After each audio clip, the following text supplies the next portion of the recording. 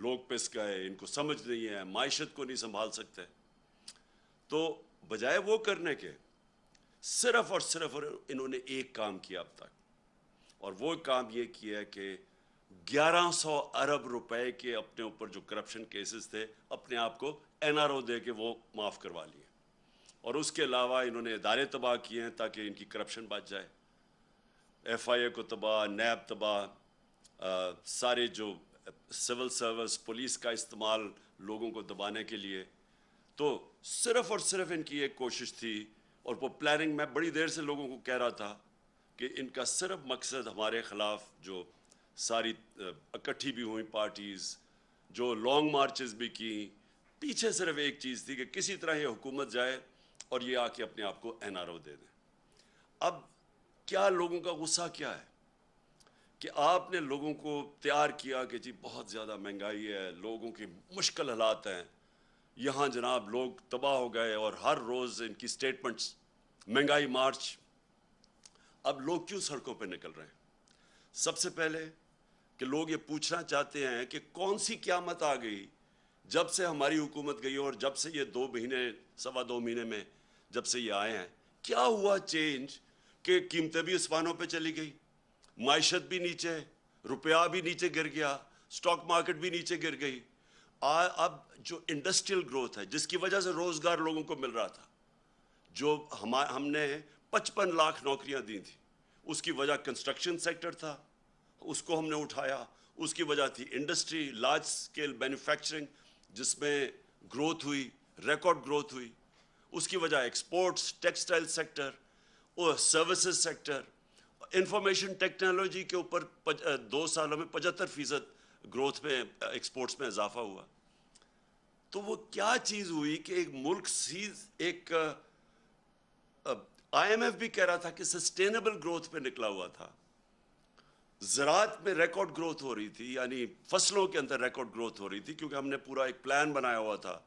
हमने अपनी ज़राअत को उठाने के लिए किसान की कैसे मदद करनी थी, उनके कितने कितने तरीके थे कि हमने कैसे खर्च करना था पैसा ज़राअत पे। देर के बाद ज़राअत ऊपर जा रही थी। वो कौन सी क़यामत आ गई कि 2 महीने में सारा कुछ ही नीचे चला गया। आसमान पे महंगाई पहुंच गई और जो माइशत है वो नीचे आ गई। आज बेरोज़गारी बढ़ती जा रही है। तो सवाल ये है कि कौम अगर आपको ये बाहर निकल रही है आज और मुजाहरे कर रही है, तो आपको बजाय ये डंडा का इस्तेमाल करने का और ये जो आप उनके ऊपर तशद्दुद कर रहे हैं, एक डेमोक्रेटिक हुकूमत लोगों को बताती है, अपने मसले बताती है और लोगों के दुख और दर्द सुनती है। लोग तकलीफ में हैं। किधर गई बिजली? किधर थी हमारे दौर में 3.5 साल में? क्यों नहीं ऐसी लोड शेडिंग थी? तो क्या हुआ कि एकदम लोड शेडिंग भी शुरू हो गई है? और लोड शेडिंग भी शहरों के अंदर और कराची में जिस गर्मी के अंदर लोड शेडिंग है, वो क्या आपकी कोई तैयारी नहीं थी? क्या हुआ? बिजली तो है यहाँ मुल्क में। अब ये बिजली घर के ऊपर जो इन्हीं ने, ये नून लीग ने कॉन्ट्रैक्ट किए हुए थे, जो बिजली घर बनाए हैं, जो ना 4 बड़े, 5 बल्कि इनके दौर में बने। अब वहाँ बिजली भी नहीं बन रही, पैसे भी हम दे रहे हैं, जिसको कैपेसिटी पेमेंट्स कहते हैं। ये कौम अपने टैक्स के पैसे से उनको कैपेसिटी में पेमेंट्स के पैसे दे रही है, लेकिन वो बिजली नहीं बना रहे, क्योंकि इन्होंने इंपोर्टेड फ्यूल के ऊपर बनाए थे, LNG के ऊपर और कोयले के ऊपर। साहिवाल जैसी जगह पे इन्होंने कोयले के ऊपर एक जो प्लांट बनाया है पावर जनरेशन का। आप सोचें कि वहाँ सारे कराची से सारा कोयला उधर ट्रैवल करके आता है साहिवाल। यानी जिसने भी ये बनाया है, इसी को जेल में डालना चाहिए कि क्या सोच के बनाया था। माहौलियात के ऊपर अलहदा उसका जो असर है, और दूसरा इतनी दूर बाहर से इंपोर्ट करके कोल लेके, और उसकी कीमत कितनी है, किस कीमत पे वो बिजली बना रहा है। तो आज इनके पास ना कोयले के लिए पैसे हैं, ना LNG के लिए पैसे हैं। नतीजा ये है कि अब ये प्लांट चल नहीं रहे, जिसकी वजह से लोड शेडिंग है। तो मेरा फिर से सवाल है कि इतनी मेहनत से आपने साजिश की, बैरून मुल्क के साथ मिलके, यहाँ लोगों के साथ मिलके, गद्दारों के साथ आपने ये साजिश की, और आज लोग आपसे ये सवाल पूछ रहे हैं کہ جب آپ یہ سازش کر کے آ گئے تو اب کہہ رہے ہیں کہ جی یہ سارا کچھ عمران خان اور پی ٹی آئی نے کیا ہے. تو اگر ہم نے یہ کیا تو ہمیں رہنے دینا چاہیے تھا. آج ہم ذمہ داری لیتے ہیں اس چیز کی. ہم بھی آئی ایم ایف کے پروگرام میں تھے, 3.5 سال ہم آئی ایم ایف کے پروگرام میں تھے. کیا ہمیں نہیں وہ آئی ایم ایف کہہ رہی تھی کہ یہ قیمت بڑھاؤ, یا تیل کی قیمت اتنی کرو, یا بجلی کی قیمت اتنی کرو, یا ڈیزل کی؟ تو ہم تو پریشر بھی لے رہے تھے. اور اس دور, یہ ذرا میں اپنی قوم کو کہہ رہا ہوں, جس وقت پریشر تھا قیمتوں کا, اور یاد رکھے آئی ایم ایف کا بھی پروگرام تھا, کرونا بھی ہوا جو ساری دنیا میں تباہی مچائی کرونا نے, اور اس دور میں جو انٹرنیشنل جو کموڈٹی سپر سائیکل, یعنی جو انرجی کی قیمتیں اوپر جائیں ساری دنیا میں, وہ بھی اوپر گئیں. اس کے باوجود ہم نے سب سے سستا ملک تھا پاکستان. آج اگر آپ قیمتیں دیکھیں, جس قیمت پہ ہم ڈیزل بیچ رہے تھے, پٹرول بیچ رہے تھے, بجلی حالانکہ کانٹریکٹ انہوں نے سائن کیا, پھر بھی ہم نے قیمتیں روکی ہوئی تھی. ہم نے سبسڈائز کیا ہوا تھا. ہم نے پیٹ کاٹ کے ڈیزل اور پٹرول کو اور بجلی قیمت نہیں بڑھنے دی. آئی ایم ایف پریشر برداشت کیا, کیونکہ ہمیں پتا تھا کہ لوگوں کے حالات کیا ہیں. ہمیں پتا تھا کہ یہ ایک انٹرنیشنل عذاب آیا ہوا ہے. کون سی قیامت آئی کہ آج سارا کچھ آسمانوں پہ چلا گیا. جو قیمتیں انہوں نے بڑھائی ہیں 2.5 مہینوں میں, ہمارے 3.5 سال میں اتنی قیمتیں نہیں بڑھی. کوئی چیز لے لیں, آٹا لیں, گھی لیں, گھی خاص طور پہ لیں, یہ ڈیزل اور پٹرول, بجلی کی, ابھی تو لوگوں کو بجلی کے بل آنے ہیں. تو بجائے لوگوں کو ان کی دکھ درد سنیں اور کوشش کریں کسی طرح اپنا ذہن استعمال کریں, سوائے اپنی چوری بچانے کے لیے اور این آر او لینے کے لیے, ذہن استعمال کریں کہ کیسے آپ لوگوں کا بوجھ کم کر سکتے ہیں. بجائے وہ کرنے کے, آج ان کو ٹیئر گیسنگ کی ہے, دہشت پھیلائی جا رہی ہے, ڈرایا جا رہا ہے لوگوں کو. میری آج اپنی ساری قوم سے ایک ہی آپ سب کے لیے درخواست ہے, اپیل ہے کہ دیکھیں, ایک پرامن احتجاج ہم سب کا حق ہے. یہ ہمیں جمہوریت ایک حق دیتی ہے, ہمارا آئین حق دیتا ہے.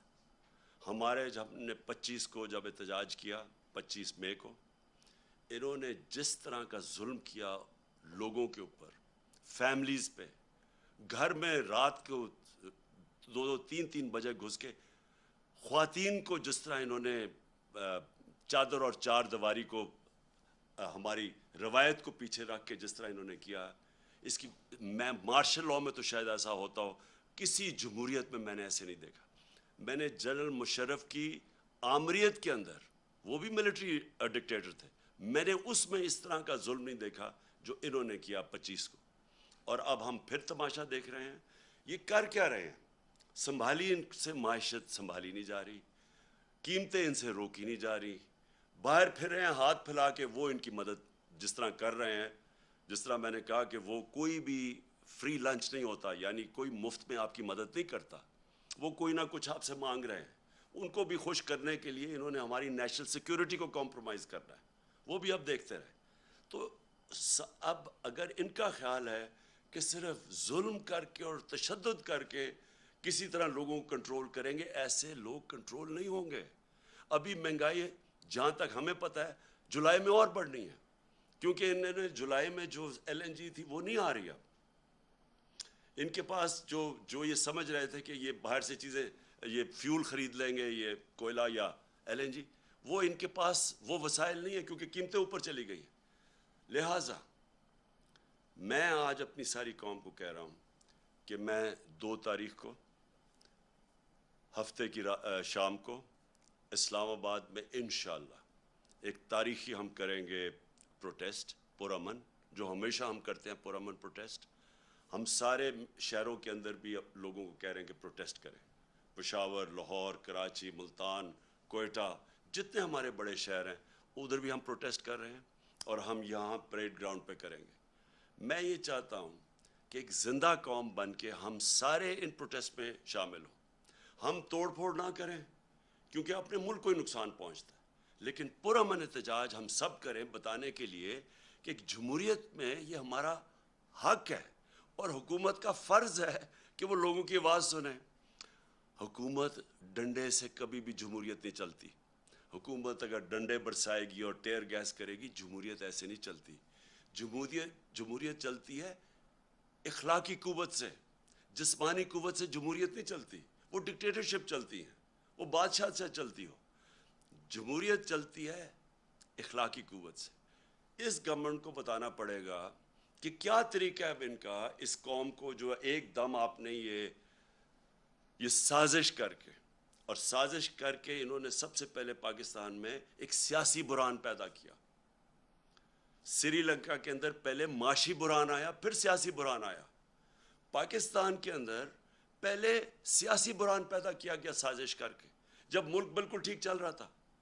हमारी पूरी प्लानिंग हुई थी, जिस तरह मैंने कहा हमने रूस से तेल लेना था, हमने हिंदुस्तान की तरह अपने लोगों के ऊपर बोझ नहीं पड़ने देना था जो दुनिया आलमी मंडी में तेल महंगा हुआ है। हमारा पूरा प्लान बना हुआ था। इन्होंने पहले हमारी गवर्नमेंट पहले साजिश की, डिस्टेबलाइज किया मुल्क को, बुरहान पैदा किया, उसके बाद ये माशी बुरहान आया और ये अब इनके कंट्रोल में नहीं है।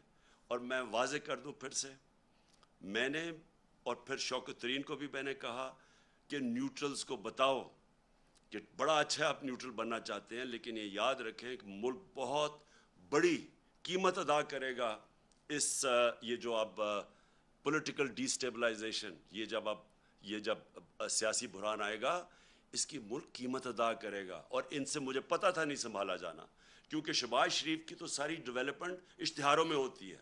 सहाफ़ियों को पैसे दे दिए, PR कर दिए, कभी 50 अरब के इसने इश्तिहार दिए, इसके ऊपर होती है।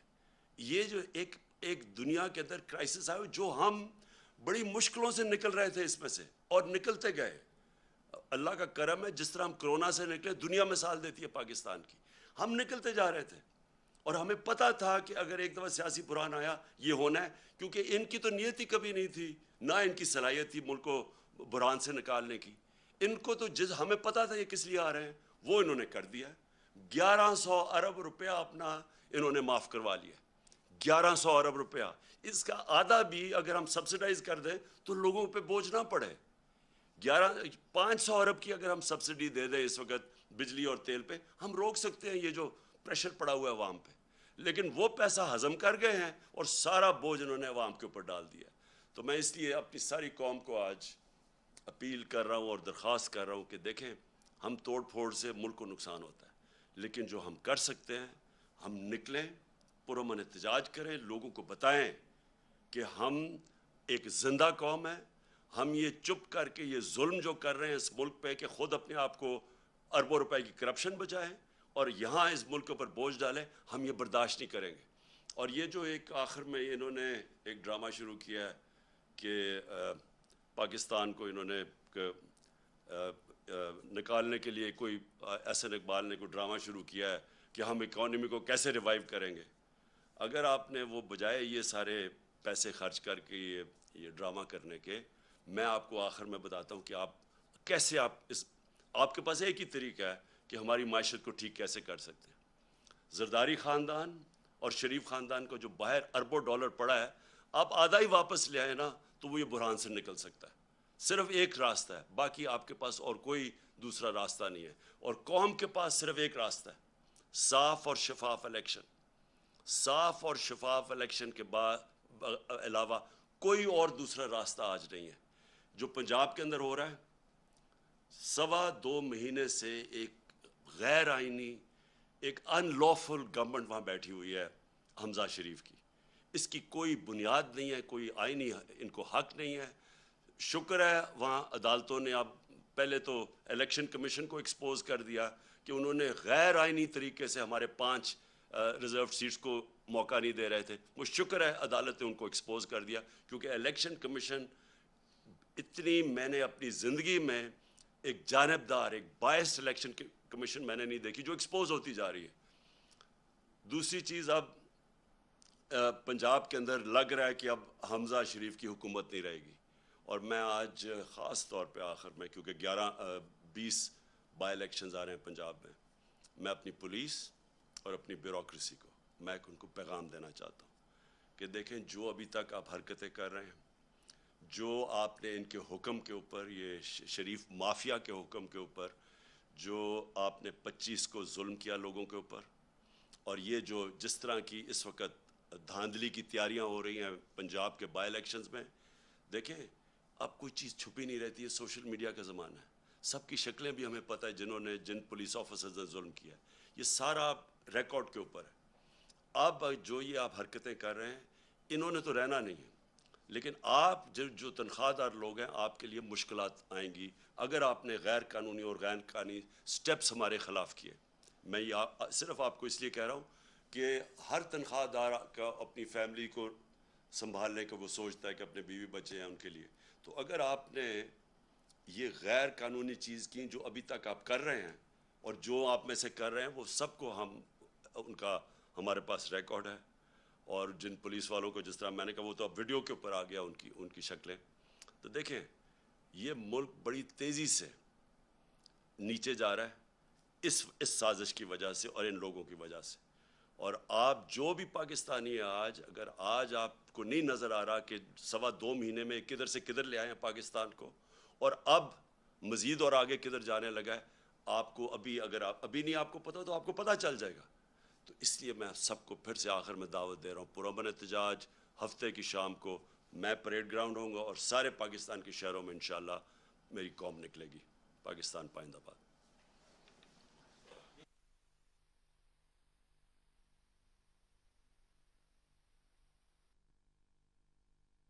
یوٹیوب پر گوگلی ٹی وی دیکھنے کے لیے youtube.com کی سرچ بار میں گوگلی ٹی وی ٹائپ کریں. گوگلی ٹی وی کے پیج پر سرخ رنگ کے سبسکرپشن والے بٹن پر کلک کرنا نہ بھولیے. یوٹیوب پر اپلوڈ ہونے والی ویڈیو سے باخبر رہنے کے لیے بیل آئیکن پر کلک کیجیے. آپ کو ہر نئی آنے والی ویڈیو کے بارے میں نوٹیفیکیشن موصول ہو جائے گا.